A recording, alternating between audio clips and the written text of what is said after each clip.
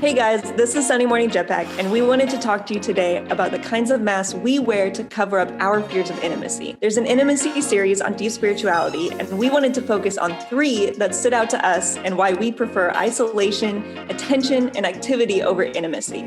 Out of those 3, attention hit me the most. I can get really afraid of being close to people for fear of being ignored, rejected, or abandoned. And rather than express those fears, I try to make myself feel better by getting attention, praise, or approval from people. At the end of the day, it's never enough, and it never fulfills that real desire to actually be close with people. The one that really stood out to me was the study about choosing activity over intimacy. For me, I can be really afraid of failing and letting people down. And when I am faced with those situations, one of my solutions is to start buckling down and just getting stuff done.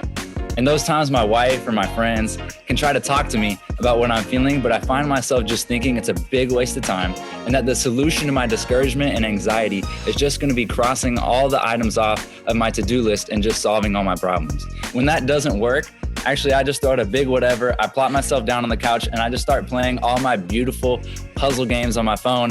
Anything that will keep me mentally preoccupied from having to face the insecurity and anxiety and discouragement that I feel.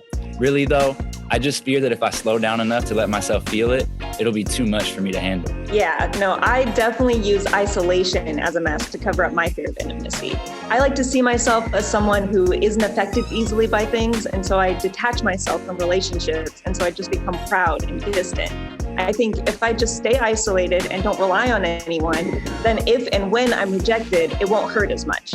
But no matter how tough I make my exterior, what I really want more than anything is to be loved and accepted for who I am. Thankfully, God has a solution. In Hebrews 13, verse 6, it says, "So we can say with great confidence, I know the Lord is for me, and I will never be afraid of what people may do to me." Choosing to be vulnerable with God and understanding that His love and acceptance is what we are looking for will help us stay open and soft-hearted, even in the midst of hurt and rejection from others. We don't have to protect ourselves because God already protects us and wants to know who we are.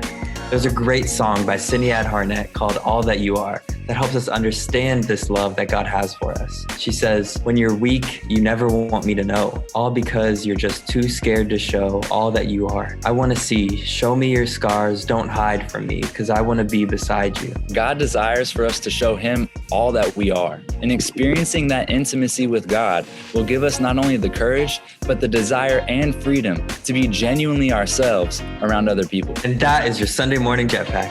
Going over the intimacy series on deep spirituality helped us identify what makes us afraid of intimacy.